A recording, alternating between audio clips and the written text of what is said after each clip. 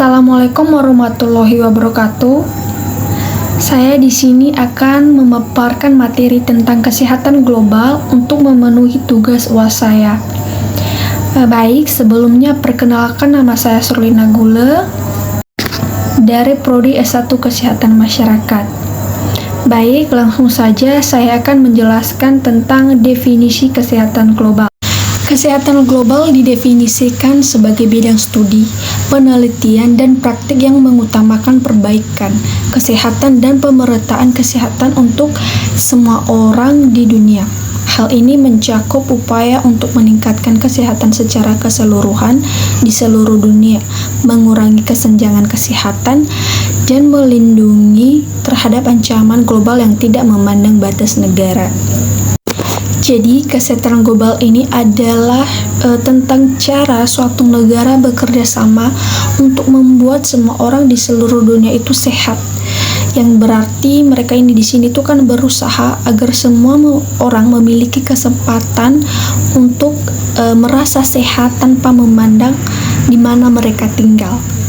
Di sini juga negara akan berusaha untuk menjaga semua orang dari masalah kesehatan besar yang bisa menyebar ke seluruh dunia, seperti penyakit dan bahaya-bahaya lainnya. Selanjutnya, ada faktor yang mempengaruhi kesehatan global.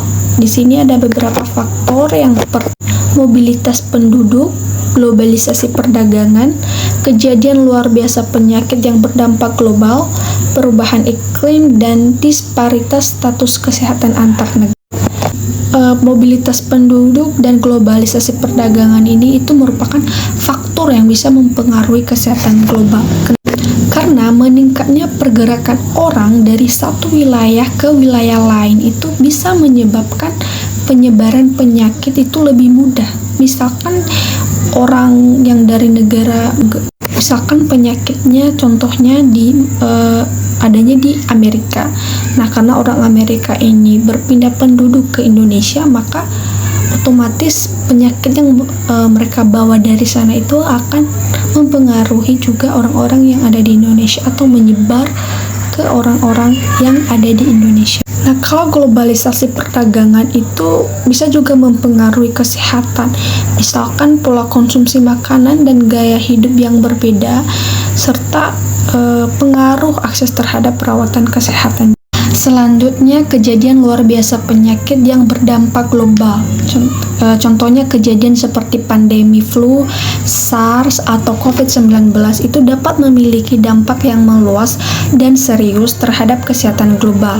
Karena penyakit ini itu dapat dengan cepat menyebar ke berbagai negara melalui perjalanan dan interaksi manusia, yang dimana akan mengakibatkan krisis kesehatan dan ekonomi. Selanjutnya ada perubahan iklim.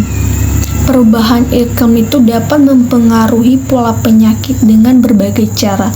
Misalkan peningkatan suhu global, perubahan pola curah hujan, dan perubahan lingkungan yang dapat mempengaruhi penyebaran vektor penyakit, misalkan malaria atau demam berdarah. Ataupun bencana alam yang disebabkan oleh perubahan iklim ini juga dapat memiliki dampak negatif pada kesehatan fisik dan mental di suatu populasi. Selanjutnya itu ada disparitas status kesehatan antar negara. Ketidaksetaraan dalam akses terhadap perawatan medis, air bersih, sanitasi, dan gizi itu dapat menyebabkan negara-negara dengan ekonomi lemah memiliki tingkat kesehatan yang lebih rendah. Ini akan menciptakan lingkungan di mana penyakit menular dan non-menular itu dapat berkembang lebih mudah, dan dampaknya juga akan lebih parah karena ketersediaan sumber daya kesehatan yang sangat terbatas. Selanjutnya ada beberapa isu kesehatan global yang menjadi perhatian internasional. Antara lain ada penyakit menular, penyakit tidak menular, krisis kesehatan global, dan kesehatan lingkungan. Baik, kita akan bahas satu persatu. Yang pertama, penyakit menular.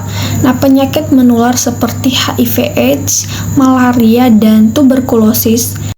Penyakit-penyakit ini itu dapat dengan mudah menyebar, melintasi batas negara, dan bisa mempengaruhi populasi di seluruh dunia. Selanjutnya, penyakit tidak menular, contohnya penyakit jantung, stroke, dan diabetes. Nah, meskipun penyakit ini tidak menyebar seperti penyakit menular, tapi penyakit-penyakit ini itu menjadi beban besar bagi sistem kesehatan di seluruh dunia. Selanjutnya, krisis kesehatan global seperti kemarin pandemi COVID-19. Nah, krisis semacam ini itu memiliki dampak yang luas dan sangat kompleks terhadap kesehatan dan ekonomi di dunia.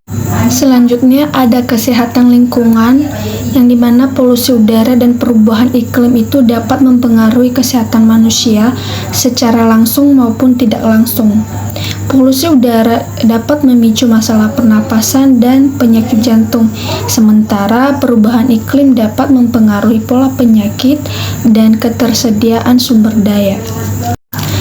Selanjutnya, upaya internasional dalam mengatasi kesehatan global meliputi yang pertama kerjasama lintas negara, di mana negara-negara bekerja bersama untuk memperkuat sistem kesehatan di populasi atau di masyarakat mereka, misalkan berbagi pengetahuan, sumber daya, dan teknologi, yang dimana hal ini akan meningkatkan akses masyarakat ke layanan kesehatan yang lebih baik. Selanjutnya, pencegahan dan pengendalian penyakit. Langkah-langkah ini melibatkan upaya vaksinasi, pengobatan penyakit, serta kampanye kesadaran di masyarakat tentang cara mencegah penyebaran penyakit, yang dimana langkah ini akan membantu mengurangi angka kesakitan dan kematian akibat penyakit menular. Selanjutnya, pengurangan faktor risiko. Dengan mengurangi faktor risiko seperti merokok, konsumsi alkohol berlebihan, dan paparan polusi udara, negara-negara dapat mengurangi beban penyakit tidak menular yang merugikan kesehatan masyarakat di negara mereka. Selanjutnya, peningkatan ketersediaan obat. Upaya ini melibatkan produksi dan akses yang lebih baik terhadap obat-obatan yang dibutuhkan untuk mengatasi penyakit menular maupun tidak menular.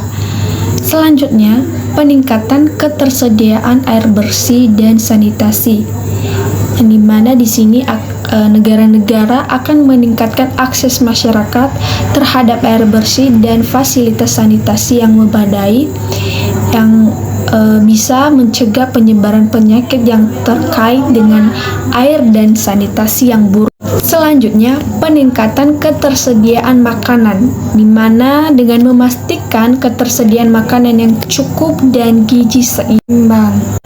Baik, untuk materi kesehatan global ini saya mendapat referensi dari jurnal nasional. Baik, demikian presentasi saya. Jika ada kata yang salah dan kurang, saya mohon maaf. Akhir kata saya ucapkan terima kasih. Wassalamualaikum warahmatullahi wabarakatuh.